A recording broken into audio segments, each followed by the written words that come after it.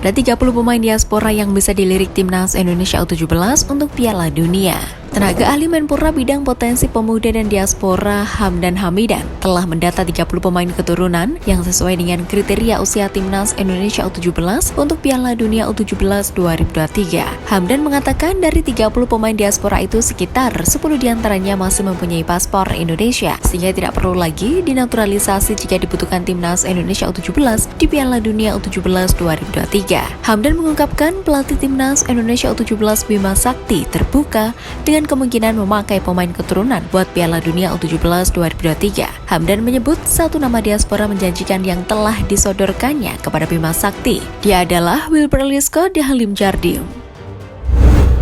Tanpa alasan jelas, duel Persija versus PSM di BRI Liga 1 diundur. Kabar mengejutkan datang dari duet Persija Jakarta melawan PSM Makassar pada laga perdana BRI Liga 1 2023-2024. PT Liga Indonesia Baru LIB mengkonfirmasi adanya perubahan jadwal pertandingan menjadi Senin 3 Juli 2023. Pertandingan antara Persija Jakarta melawan PSM Makassar seharusnya digelar di Stadion Utama Gelora Bung Karno Minggu 2 Juli 2023 malam waktu Indonesia Barat. Meskipun jadwal diubah, namun pertandingan tetap digelar pada pukul 19.00 waktu Indonesia Barat. Persija Jakarta diharapkan bisa melakukan koordinasi dengan PSM Makassar dan pihak keamanan terkait jadwal baru tersebut.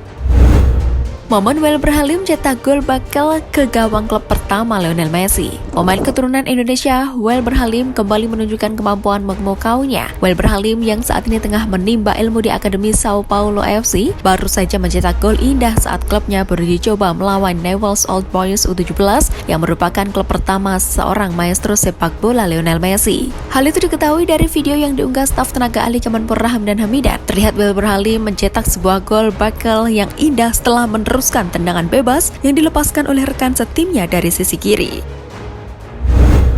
Sepak bola Thailand kini dilanda krisis menurut Presiden FAT.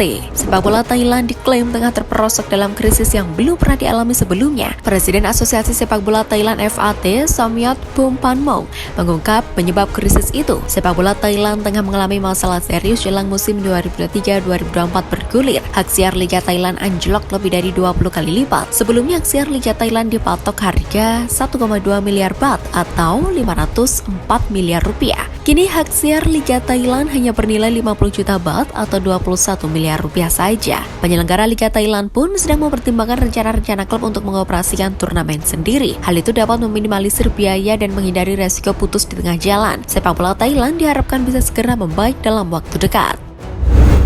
Bayangkara ganti nama demi Guide Supporters Indonesia. Bayangkara FC memutuskan berganti nama menjadi Bayangkara Presisi Indonesia FC. Alasannya karena ingin menggait supporter dari seluruh Indonesia. Sebelumnya klub milik institusi kepolisian ini memang sudah pernah berniat berganti nama pada 2020. Misalnya ketika mereka ingin mengubah menjadi Bayangkara Solo FC saat markas tim hendak pindah ke kota di Jawa Tengah itu. Berangkat dari situasi itu, Bayangkara pun mengubah namanya. Harapannya bisa menarik simpati luas dari masyarakat Indonesia dengan meninggalkan unsur kedaerahan. Langkah yang diambil Bayangkara ini bukan yang pertama kali dilakukan. Rans Nusantara sudah lebih dulu mengubah namanya dengan harapan menggait supporter.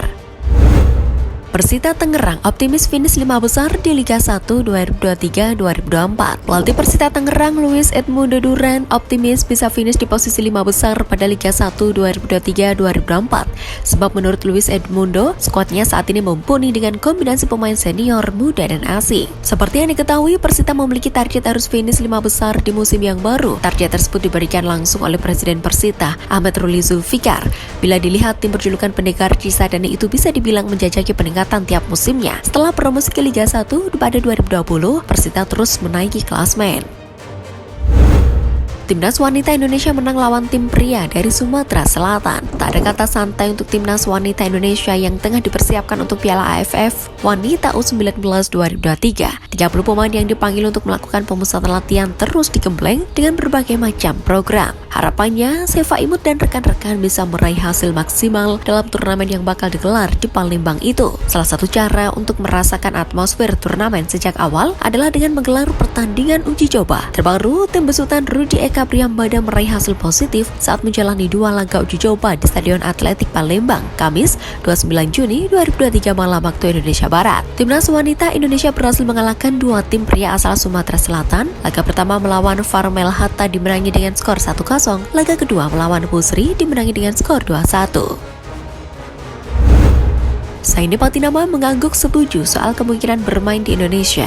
Baik naturalisasi timnas Indonesia Saini Patinama buka-bukaan ketika diwawancarai oleh media Belanda Football Zone pada Jumat 30 Juni 2023. Pemain berusia 24 tahun itu membahas banyak topik, mulai dari kronologi naturalisasinya, debut bersama timnas Indonesia, sensasi melawan timnas Argentina, hingga kemungkinan bermain di Indonesia. Football Zone menarasikan bahwa Patinama mengangguk setuju saat disinggung mengenai peluang untuk berkarir di Indonesia pada suatu saat nanti. Namun bukan dalam waktu dekat, Patinama bakal berkancah di Liga Indonesia, melainkan di penghujung karirnya. Sekarang ambisinya masih ingin berkancah di Eropa. Gelandang Arema harus lewati 2 penerjemah untuk pahami strategi. Lini tengah Arema FC diprediksi lebih tangguh di BRI Liga 1 2023-2024. Ada 2 pemain asing yang didatangkan untuk memperkuat sektor ini, yakni Ariel Rosero Argentina dan Charles Raphael dari Brasil. Keduanya dalam sepekan terakhir sudah mengikuti latihan di Malang. Namun di balik itu ada sebuah kerumitan yang harus terjadi, terutama dalam hal komunikasi. 2 pemain asal Amerika Selatan itu belum fasih berbahasa Inggris. Ariel hanya bisa berkomunikasi dengan bahasa Spanyol, sedangkan Raphael menggunakan bahasa Portugis. Jika harus menyampaikan pemahaman strategi yang agak panjang, ada 2 orang yang harus jadi penerjemah dadakan. Persik pinjamkan 6 pemain muda ke klub kasta kedua. Peminjaman pemain muda ke klub lain merupakan solusi untuk menjaga dan menambah menit bermain. Ini pula yang dilakukan Persik Kediri terhadap 6 pemain mudanya. Bagas Satrio, Jordan Zamorano, Oki Karisma, dan Haikal Rika Riza dipinjamkan ke klub Liga 2 Nusantara United FC. Sedangkan Roger Bikairo dan Sultan Siko dititipkan ke PS Pati.